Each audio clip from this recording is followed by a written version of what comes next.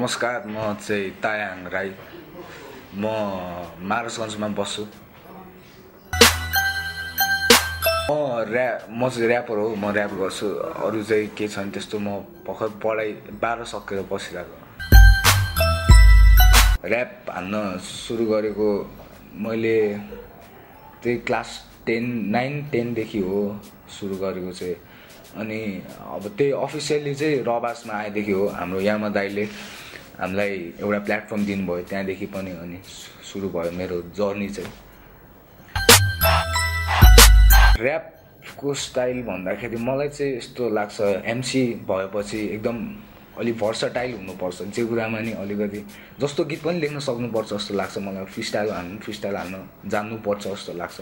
तर मलाई चाहिँ त्यस्तो फ्रिस्टाइल पनि आउँदैन हैन। तर मलाई मनपर्ने स्टाइल चाहिँ अब एमसी आफ्नो स्टाइल के ओरिजिनल, त्यो आफू जो त्यही हाल्नु पर्नु सक्नु पर्यो।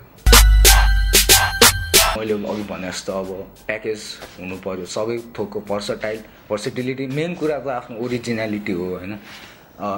तपाईले जुन लिरिक्स लेख्नुहुन्छ त्यहाँ आफू जो हो त्यो पिक्चर होस् त्यो लिरिक्समा हैन। आफ्नो स्टाइल होस्, अरू कोही नहोस् क्या। कि त्यही भयो भने त्यही हो मेन ऱ्यापर भनेको चाहिँ त्यही हो जस्तो लाग्छ मलाई।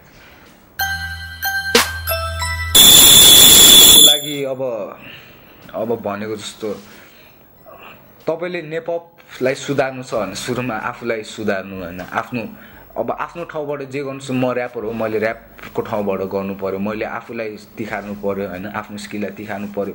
अब जो नेपमा सामिल हुनुहुन्छ उहाँले आफ्नो ठाउँबाट केही गर्नु पर्यो हैन। अब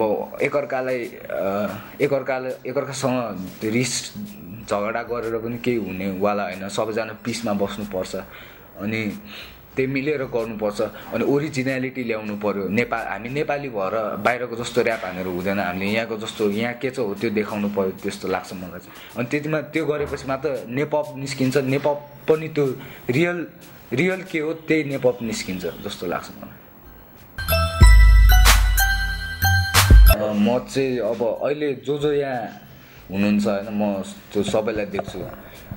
जस्तो अब नाम लिनु पर्दाखेरि हाम्रो साकार भयो, अब ऱ्याप्सर शुभम ओनी, डेजेन, अनि हाम्रो केडब्ल्युए दाई पनि हुनुहुन्छ हैन। अनि हाम्रो यहाँ यामा दाईहरू पनि अवश्य हुनुहुन्छ 5 वर्षपछि। अब त्यसको लागि फेरि आफूले पनि गर्नु पर्यो, आफ्नो ठाउँबाट पनि गर्नु पर्यो जस्तो लाग्छ। अनि म पनि आफूलाई पनि देख्छु 5 वर्षपछि। मलाई स्कोप चाहिँ अब यहाँ अलिकति अपर्च्युनिटी छैन जस्तो लाग्छ। तर अब त्यो भन्ने कुरा चाहिँ अब आफूले आफ्नो ठाउँबाट गर्नु पर्यो हैन। अब आफै त्यो स्कोप पनि आइरहन्छ, आफै बाटो पनि खुल्दै जान्छ आफूले गर्दाखेरि हैन। अनि त्यो आफ्नो ठाउँबाट दिनु पर्यो। अनि स्कोप भन्ने कुरा अब आफै मिलाएर पनि अरूको भर पनि धेरै गर्नु हुँदैन। आफूले यो सबै अर्गनाइज गर्नुदेखि लिएर आफ्नो करियर आफैले इस्टाब्लिस गर्नुपर्छ जस्तो लाग्छ मलाई चाहिँ यो मेन स्ट्रिम र अन्डरग्राउन्ड नेपपमा चाहिँ अझ त्यो एउटा नेपपै इस्टाब्लिस भएको छैन राम्ररी। मलाई त्यही भएर मेन स्ट्रिम र अन्डरग्राउन्ड त्यो डिफ्रेन्स गर्नु चाहिँ अलि मिल्दैन जस्तो लाग्छ हैन। किनभने अब आखिरमा जसलाई पनि मेन स्ट्रिम त जानुपर्छ। किनभने जसलाई पनि अब आफ्नो आर्ट भएपछि आर्टबाट पनि प्यासन भएपछि प्यासनबाट पेचेक पनि पाउनु पर्यो हैन। हो त्यसकारण जो पनि मेन स्ट्रिममा जानै पर्छ। अन्डरग्राउन्ड भन्ने त्यस्तो छुटाउनु हुँदैन जस्तो लाग्छ। तर अन्डरग्राउन्ड भन्नाले चाहिँ ओरिजिनालिटी कहाँबाट निस्किन्छ भन्दाखेरि चाहिँ अन्डरग्राउन्डबाट निस्किन्छ जस्तो लाग्छ। अब आजभोलि पनि देखिन्छ मेन स्ट्रिममा ऱ्यापरहरू त कति हुन्छ कति हैन। तर उहाँहरूको चाहिँ अझ त्यो क्वालिटी चाहिँ अझ उहाँहरूको त्यो भिडियो क्वालिटी त्यो अडियो क्वालिटी भए पनि अझ ऱ्यापको क्वालिटी चाहिँ नभएको जस्तो लाग्छ। हो त्यही भएर सुरु गर्ने चाहिँ अन्डरग्राउन्डदेखि नै हो जस्तो लाग्छ। अन्डरग्राउन्ड भन्नाले आफूदेखि सुरु गर्ने जस्तो लाग्छ। उहाँहरूले चाहिँ अब प्यासनभन्दा बढी पैसातिर लागेर त्यो मेन स्ट्रिम अलिकति पल्युटेड भएको जस्तो लाग्छ मलाई चाहिँ। यो चेक म अब हान्दैछु या फ्री स्टाइल किनकि म ऱ्याप पनि त्यस्तै भर्सटाइल मेरो स्टाइल सधैँ वाइड मुखमा सधैँ स्माइल यसरी नै बनाउँछु तिमीहरूलाई खाइल ए मलाई बाल हो यस्तै अब आयो मेरो पनि नेपपमा चम्किने पाल हो तर अब सबैजना यहाँ दामी म पनि हुनेछु नामी मेरो ऱ्यापमा छैन कुनै पनि खराबी यसरी नै गरिदिन्छु म दाबी